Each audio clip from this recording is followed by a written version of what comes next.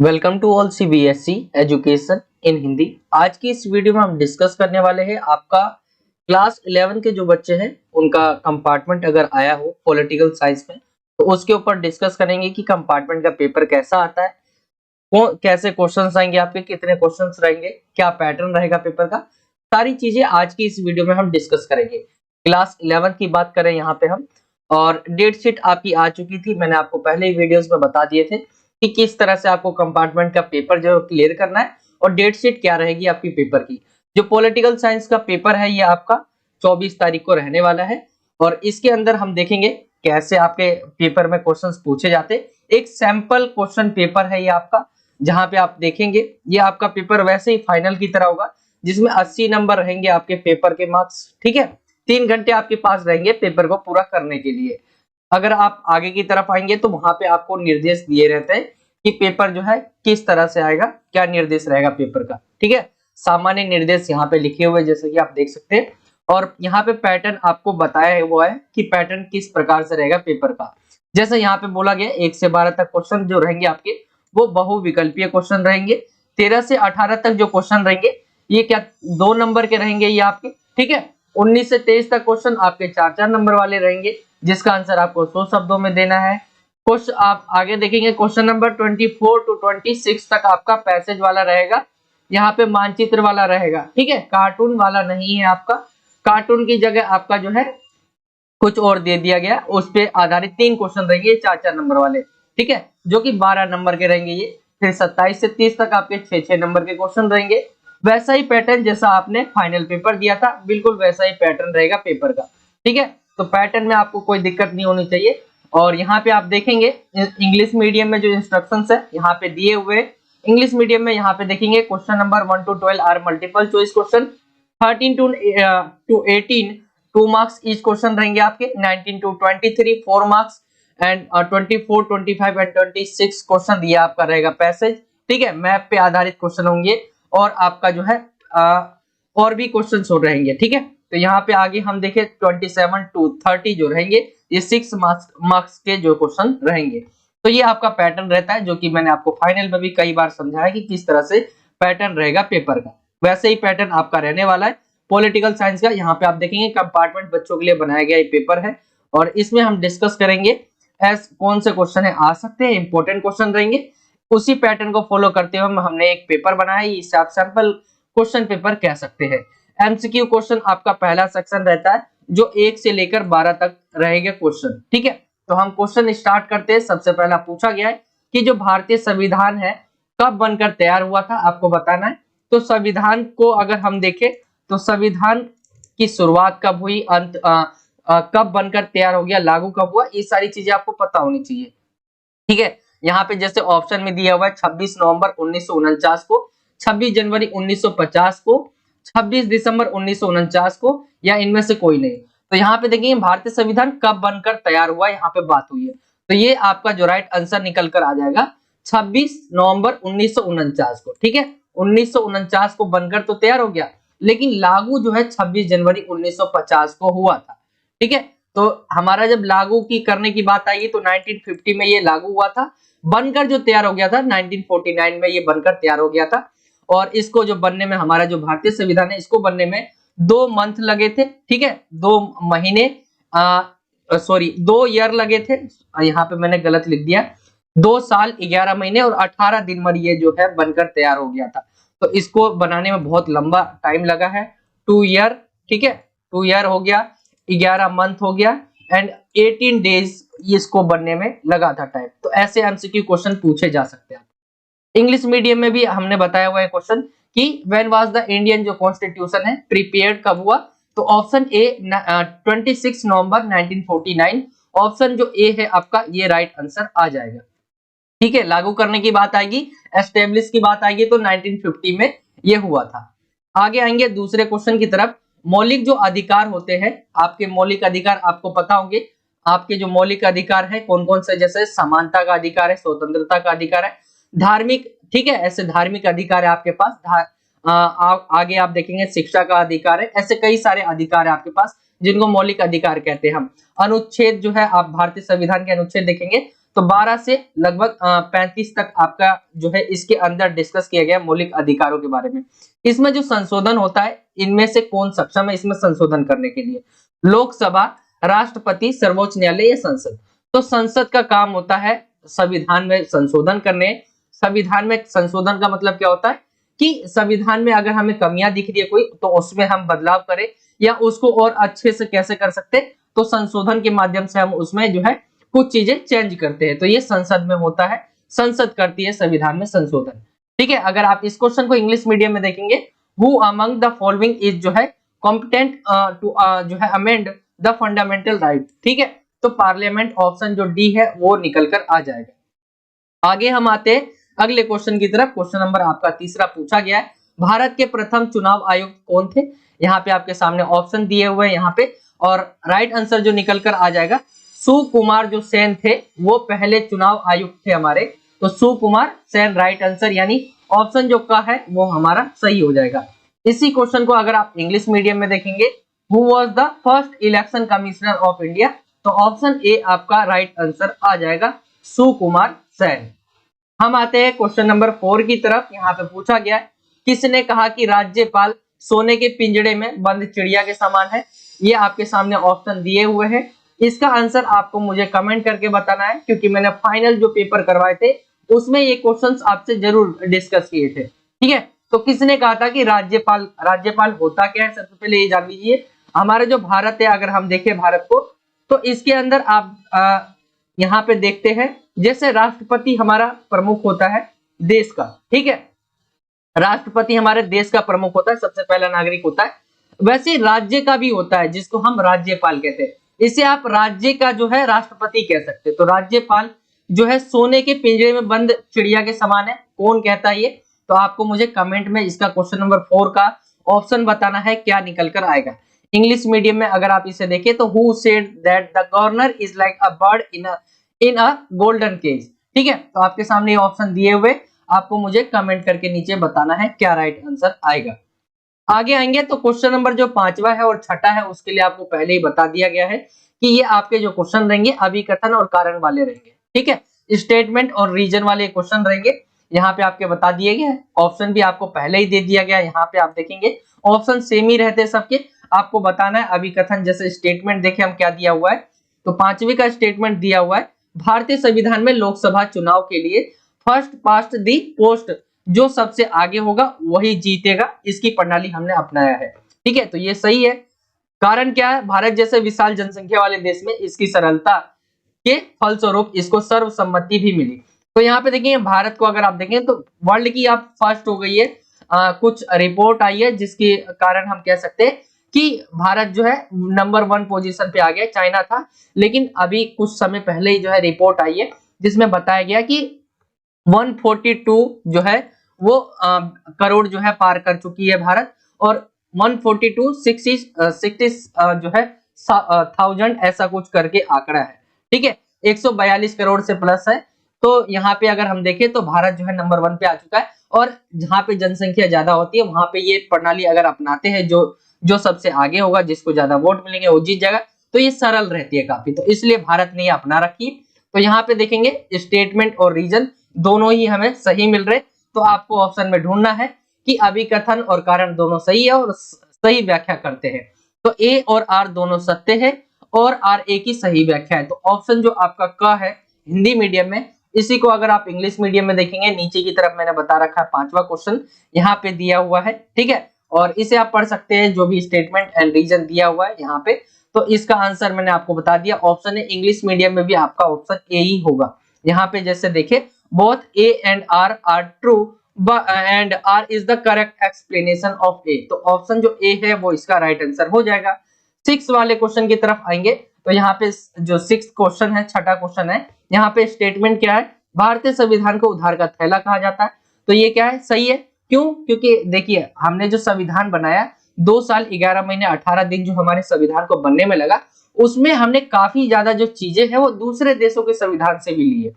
कौन कौन सी चीजें? बहुत सारी चीजें ऐसी जो हमने ली है, इसीलिए भारतीय संविधान को उधार का थैला कहा जाता है। ये 6 नंबर में भी क्वेश्चन पूछा जा सकता है कि भारतीय संविधान को उधार का थैला क्यों कहा जाता है। तो आप बताएंगे कि ब्रिटेन के संविधान से हमने क्या क्या लिया है, ठीक है, आयरलैंड के संविधान से क्या लिया है हमने, जो अमेरिका का संविधान है उससे क्या लिया है। तो ऐसी जो हमने दूसरे के संविधान से हमने काफी ज्यादा चीजें जो है अपने संविधान में ली। तो ये बात तो सही है कि भारतीय संविधान का उधार का थैला कहा जाता है। कारण क्या है, भारतीय संविधान में कई देशों से लिए गए उनके संविधान के नियम कायदे कानून है, तो ये दोनों ही सही है और दोनों को एक दूसरे की सही व्याख्या करते। तो इसका भी राइट आंसर भी ए ही होगा। इंग्लिश मीडियम में आप इसे देख सकते हैं 6 क्वेश्चन को। The Indian constitution is called a bag of debts. ठीक है, तो रीजन यहाँ पे दिया हुआ है। राइट आंसर मैंने आपको बताया ऑप्शन ए इसका भी हो जाएगा। आगे हम आते हैं क्वेश्चन नंबर 7वें की तरफ। क्वेश्चन नंबर 7वां है आपका, विधानसभा सदस्यों का निर्वाचन किसकी देखरेख में होता है, किसकी देखरेख में होता है, मुख्यमंत्री, उच्च न्यायालय, जिला न्यायालय या निर्वाचन आयोग।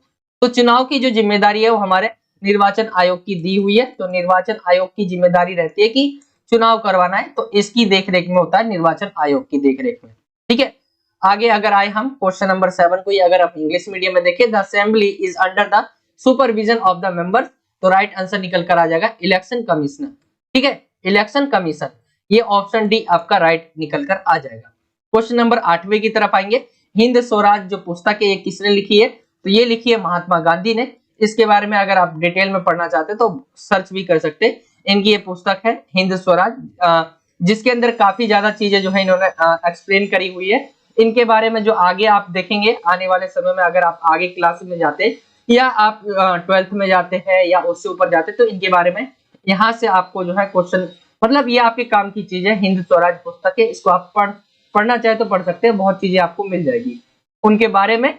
बाकी जो लिखी है पुस्तक वो महात्मा गांधी जी ने लिखी है। इंग्लिश मीडियम में देख सकते हैं ऑथर कौन है बुक के, हिंद स्वराज के, तो महात्मा गांधी। यहाँ पे राइट आंसर ऑप्शन सी आ जाएगा। आगे हम आते हैं क्वेश्चन नंबर 9 की तरफ। व्यक्ति पर जो है बाहरी प्रतिबंधों के अभाव को क्या कहेंगे। जो व्यक्ति पर क्या है, बाहरी कोई भी प्रतिबंध ना हो, उसको क्या है, समानता, स्वतंत्रता, सामाजिक न्याय, अधिकार। तो क्या होगा, अगर हमारे ऊपर कोई प्रतिबंधी नहीं होंगे तो क्या होंगे, हम स्वतंत्र रहेंगे। तो ऑप्शन जो खा है वो राइट आंसर आ जाएगा। एंड इंग्लिश मीडियम में आप इसे देख सकते हो, व्हाट इज जो है the absence of external restrictions on individual called, जो है वो आ जाएगा फ्रीडम, ऑप्शन बी। आगे आते हैं हम क्वेश्चन नंबर 10वें की तरफ। कौन सी सरकार जो है व्यक्ति स्वतंत्रता पर कम से कम प्रतिबंध लगाती है। तो कौन सी सरकार होती है, कई तरह की होती है। जैसे लोकतांत्रिक सरकार, भारत ने जो है लोकतांत्रिक सरकार को अपनाया है, जिसमें जनता चुनती है अपने ही जो है प्रतिनिधि को। तो लोकतांत्रिक सरकार जो है राइट आंसर निकल कर आ जाएगा। इसमें होता क्या है, तो व्यक्ति की जो स्वतंत्रता होती है उस पर कम से कम प्रतिबंध होते हैं। ऐसी चीज नहीं है कि हर देश में लोकतंत्र होगा तो सभी की व्यक्ति की जो स्वतंत्रता है उस पर प्रतिबंध कम होंगे, ऐसी बात नहीं होती। अलग अलग तरह का लोकतंत्र देते हैं जो थिंकर होते हैं। ठीक है, या आप पाकिस्तान का एग्जांपल ले सकते हैं। पाकिस्तान ने भले ही जो है अपना रखी हो क्या, लोकतंत्र, लेकिन वहां पर जो है व्यक्ति की जो स्वतंत्रता है उसके ऊपर कम से कम प्रतिबंध नहीं होते, वहां पे अलग ही सीन रहता है भाई। क्वेश्चन नंबर 10वें की तरफ आएंगे हम। यहाँ पे इसको ही अगर आप इंग्लिश मीडियम में देखेंगे तो राइट आंसर क्या निकल कर आ जाएगा, डेमोक्रेटिक जो गवर्नमेंट रहती है उसके अंदर कम से कम प्रतिबंध रहते हैं, रिस्ट्रिक्शंस रहते हैं, इंडिविजुअल जो है जो भी लिबर्टी रहती है उसके ऊपर। क्वेश्चन नंबर 11वें की तरफ आएंगे। क्वेश्चन नंबर 11वां है, कानून के समक्ष जो है समानता का अधिकार निम्न में से कौन सा है। कानून के समक्ष समानता कौन सा अधिकार है, आपको इसका आंसर भी मुझे कमेंट में बताना है। जो है समानता देखेंगे तो कई प्रकार की होती है। ठीक है, तो उसके अंदर कानून के समक्ष समानता अगर देखेंगे हम, तो हमारा जो आर्टिकल है 14वां, ये हमारा सबसे पहला जो आर्टिकल है, अगर हम देखें हमारा जो मेन स्टार्ट होता है मौलिक अधिकार, उसके अंदर समानता का अधिकार, उसके अंदर पहला आर्टिकल ही है हमारा कानून के समक्ष समानता। तो उसमें कौन सा है, राजनीतिक अधिकार है, ये नागरिक अधिकार है, सामाजिक है, प्राकृतिक अधिकार है। आपको इसका आंसर मुझे कमेंट में करना है। इंग्लिश मीडियम में देखेंगे who has the right to equality before law, तो यहाँ पे कौन सा राइट है आपको बताना है। ठीक है, क्वेश्चन नंबर 12वें की तरफ आएंगे। समान कार्य के लिए समान वेतन किस प्रकार के न्याय का अंश है, राजनीतिक न्याय, धार्मिक न्याय, आर्थिक न्याय या सामाजिक न्याय। तो यहाँ पे देखेंगे कार्य किया जा रहा है, समान कार्य के लिए समान वेतन, तो जब भी पैसों से संबंधित हो तो आर्थिक ही आ जाता है, तो आर्थिक न्याय जो है राइट आंसर निकल कर आ जाएगा इसका। ठीक है, आगे हम आते हैं इस क्वेश्चन को अगर आप इंग्लिश मीडियम में देखेंगे, equal pay for equal work is a part of such justice, तो economic justice, option C right answer हो जाएगा। तो ये आपके जो क्वेश्चन थे 1 से लेकर 12 तक क्वेश्चन थे। इसी पैटर्न से आपसे क्वेश्चन पूछे जाएंगे। काफी ज्यादा बच्चों का सवाल रहता है पेपर क्या हार्ड आता है, तो हार्ड नहीं आता है। जैसा पैटर्न रहता है, हम पेपर के पैटर्न की अगर यहाँ पे मैं आपको कुछ टाइम लेकर डिस्कस कर देता हूँ कि पेपर का पैटर्न कैसा रहता है। तो पेपर अगर आप देखेंगे पेपर बनता कैसे, तो 50% जो है क्वेश्चन रहते इजी, ठीक है, क्वेश्चन जो है इजी रहते, 30% जो है मीडियम रहते, ठीक है, मीडियम रहते, एंड जो है 20% जो लास्ट का बचता है वो हार्ड रहता है। तो बच्चों के लिए 80% तो आना जो है कंफर्म ही होता है। मतलब आपने अच्छे से पढ़ाई करी है, ज्यादा हार्ड वर्क भी नहीं किया, आपने नॉर्मली रोज क्लासे ली है, रोज पढ़ाई करी है स्कूल्स में, ठीक है, तो वहां पे आपके 80% तो कम से कम आना ही चाहिए। ऐसे मीडियम तक अगर हम बात करें, हार्ड आता है 20%, तो अगर पास होने के लिए आपको 33% चाहिए, तो आप ये समझ के रखिए कि इजी क्वेश्चन आएंगे और मीडियम, इसको मिला के आप इजीली पास कर पाएंगे। तो ऐसे क्वेश्चन आप ज्यादा ना पढ़े जो बहुत ज्यादा हार्ड हो, आपको कोई टॉप नहीं करना है क्योंकि आप कंपार्टमेंट आ चुके हैं, आपको जैसे तैसे 11th में पास करना है, ठीक है। तो ये फोकस कोई भी बच्चा ना रखे कि आपको टॉप करना है या बहुत अच्छे नंबर लाने हैं, आपको पास करना है और इजी क्वेश्चंस करके जाइए, ठीक है, जो आपको समझ में आते। जो हार्ड क्वेश्चन है, जो आपको समझ ही नहीं आ रहे उसकी तरफ मत भागिए, जो आपको समझ आते हैं उसको ही तैयार कर लीजिए, आप पास जरूर हो जाएंगे। यहाँ से सेक्शन बी स्टार्ट हो जाता है, इसके अंदर जो क्वेश्चन रहेंगे आपके 2-2 नंबर के क्वेश्चन रहेंगे, ठीक है। जैसे सबसे पहला 13वां क्वेश्चन है, संविधान क्यों महत्वपूर्ण है, तो आप सभी को पता होगा। इतने अगर हम देखें, किसी भी देश को संविधान की जरूरत इसलिए पड़ती है क्योंकि अपने लोगों को किस तरह से देश को किस तरह से चलाना है वो संविधान के ऊपर ही डिपेंड रहता है। आज हमारा भारतीय संविधान है, उसी से सारे फैसले लिए जाते हैं, वही सबसे ऊपर है, उसी के अंदर हम काम करते हैं। तो एक समाज को बहुत अच्छा करना है हमें, ठीक है, और विकास करना है, तो उसके लिए संविधान की जरूरत पड़ती है। यहाँ पे आप एक्सप्लेन कर सकते हैं अपनी भाषा में।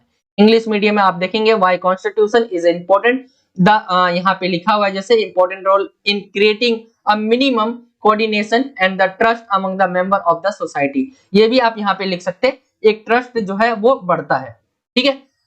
अधिकारों के घोषणा पत्र से आप क्या समझते हैं, तो अधिकारों का घोषणा पत्र होता क्या है, जैसे हमारा संविधान है उसके अंदर हमारे क्या है, मूल अधिकार है, ठीक है, नागरिकों के जो अधिकार होते हैं जैसे हमारे मौलिक अधिकार है उसको संविधान में ही हमारा लिखा हुआ है, ठीक है। जैसे अधिकतर लोकतांत्रिक देशों में नागरिकों के जो अधिकार होते हैं उसको संविधान में सूचीबद्ध कर दिया जाता है, यानी संविधान में आपको बताया हुआ है, जैसे मैंने बताया आर्टिकल जो है 12 से लगभग जो है 35 तक आपका मेन यहाँ पे दिया हुआ है कि आपके अधिकारों के बारे में। तो यहाँ पे देखेंगे आपका अधिकार आपको पता है, आपके लिखे हुए, भले आपको नहीं पता हो पूरे कितने हैं, लेकिन यहाँ पे संविधान में दिया हुआ है, इसको क्या कहते हैं, अधिकारों का घोषणा पत्र, यानी आपके संविधान में अधिकारों को बताया हुआ है। इंग्लिश मीडियम में अगर आप इसे देखें, what do you understand by the declaration of rights, तो यहाँ पे आपको बताया जैसे कि the rights of citizens are listed in the constitution, ये कहा जाता है राइट्स ऑफ डिक्लेरेशन, ठीक है। यहाँ पे हम आते हैं अगले क्वेश्चन की तरफ। क्वेश्चन नंबर 15 है लोकतंत्र के प्रकार। तो लोकतंत्र अगर हम देखें तो दो टाइप के होते हैं, एक तो प्रत्यक्ष होता है, यानी जनता सीधे अपने प्रति, ये जनता है और ये प्रतिनिधि है, डायरेक्ट इसने चुना। लेकिन अप्रत्यक्ष लोकतंत्र में क्या होता है, ये जनता है, ठीक है, ये प्रतिनिधि है, फिर इसने इसको चुना, फिर ये जाके और प्रतिनिधि को किसी और को चुनेगा, यानी जनता इसको भेजती है कि आप आगे जाके उसको चुने अच्छे को, तो ये होता है अप्रत्यक्ष, ठीक है। तो यहाँ पे आप देखेंगे प्रत्यक्ष और अप्रत्यक्ष लोकतंत्र के बारे में। नागरिक जो है रोजमर्रा के फैसले और सरकार चलाने में क्या है, सीधा भाग लेते हैं हाथ उठाकर। उदाहरण के लिए अगर हम देखें तो पहले के समय में क्या है, प्राचीन यूनान में ऐसे ही होता था, और ग्राम सभा चुनाव अगर अभी का देखें हम तो वहां पे भी यही होता है। अप्रत्यक्ष लोकतंत्र जनता अपने प्रतिनिधि भेजकर सरकार की जो कार्यवाही है उसमें भाग लेती है। इंग्लिश मीडियम में आप यहाँ पे देख सकते हैं direct democracy and indirect democracy के बारे में एक्सप्लेन किया हुआ है। Citizens participate directly in day to day decisions and running of government. Ancient Greek example के लिए अगर हम देखें तो यहाँ पे होता था, एंड विलेज काउंसलिंग जो है इलेक्शंस बाय रेजिंग हैंड्स, यहाँ पे ये एग्जांपल में आप देख सकते हैं। इनडायरेक्ट डेमोक्रेसी में क्या होता है, people participate in the proceedings of the government by sending their जो है रिप्रेजेंटेटिव्स लाइक इंडिया इंग्लैंड, यहाँ पे होता है। आगे हम आते हैं क्वेश्चन नंबर 16 की तरफ। व्यक्तिगत स्वतंत्रता क्या होती है, तो आपकी अपनी स्वतंत्रता जिसमें आप कोई भी निजी मामला है उसमें आप जो है उसमें विकल्प आपके पास है, आप क्या फैसला लेना चाहते हैं। जीवन की सुरक्षा हो गया, विचार अभिव्यक्ति तथा आस्था की स्वतंत्रता, ये व्यक्तिगत स्वतंत्रता के अंदर आती है। स्वतंत्रता के कई टाइप होते हैं, व्यक्तिगत हो गया, ठीक है, राजनीतिक हो गया, सामाजिक हो गया, धार्मिक हो गया, उसके अंदर कई टाइप है। इंग्लिश मीडियम में आप यहाँ पे देख सकते हैं, what do you understand by personal liberty? तो freedom of choice in personal matter, safety of life and freedom of thought, expression and belief. ठीक है, ये आप यहाँ पे डाल सकते हैं।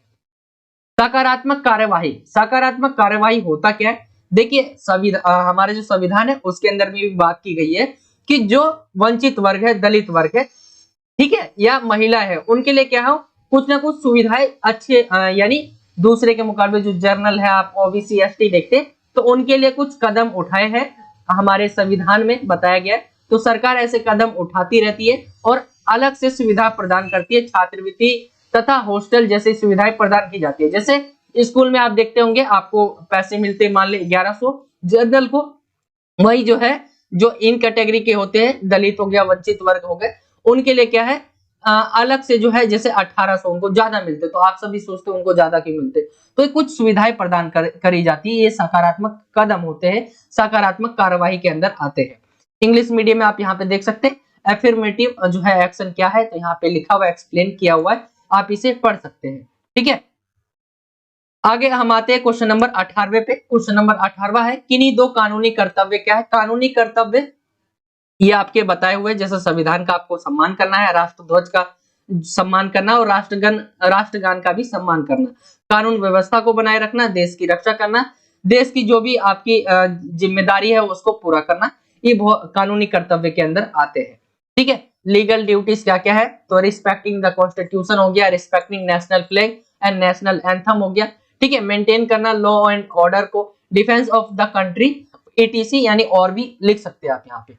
तो ये आपके जो क्वेश्चन थे ये सभी 2-2 नंबर वाले थे। आई होप कि आपको समझ आया होगा और ऐसे क्वेश्चन ही आपसे पूछे जाएंगे, ज्यादा डिफिकल्ट नहीं होंगे क्वेश्चन। ठीक है, तो ये आपका हम 18वें क्वेश्चन तक हमने डिस्कस किया। यहाँ से सेक्शन सी स्टार्ट हो जाता है, जिसके अंदर 4-4 नंबर वाले क्वेश्चंस आते हैं। तो ये हम जो है पार्ट 2 में करेंगे। ठीक है, पार्ट 2 में इसको डिस्कस करेंगे हम, और आगे जैसे सेक्शन सी हो गया, सेक्शन डी हो गया, वो हम आगे डिस्कस करेंगे। तो पार्ट 2 का लिंक मैं डिस्क्रिप्शन में प्रोवाइड करवा दूंगा जब मैं ये वीडियो अपलोड कर दूंगा। ठीक है, पार्ट 2 का तो ये क्वेश्चंस रहेंगे आपके, आप पहले देख सकते हैं, मैं आगे एक्सप्लेन जरूर करूंगा इसको।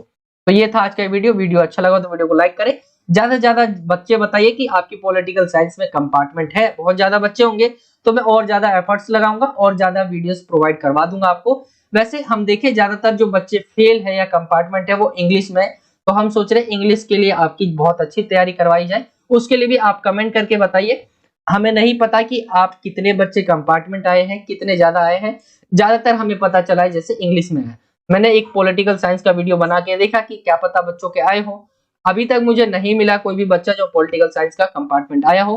बाकी मैं अपनी कोशिश कर रहा हूँ, अगर कोई बच्चा आया हो तो वो देख सकता है वीडियो को, और शेयर जरूर करें जो बच्चे कंपार्टमेंट आए उनको, ताकि वो जो है पास हो पाए। ठीक है, और ज्यादा आपको टेंशन नहीं लेना है, इजी है, ज्यादा मुश्किल नहीं आता पेपर। ठीक है, फोकस करिए अपनी स्टडी पे, इजी स्टडी रखिए, ज्यादा जो है हार्ड क्वेश्चंस हो गए उनको मत करिए कि आपको पूरे नंबर चाहिए, आपको इजीली जो है 33% ही चाहिए। बाकी नेक्स्ट वीडियो में मिलता हूं आपसे, जब तक के लिए जय हिंद, जय भारत, वंदे मातरम।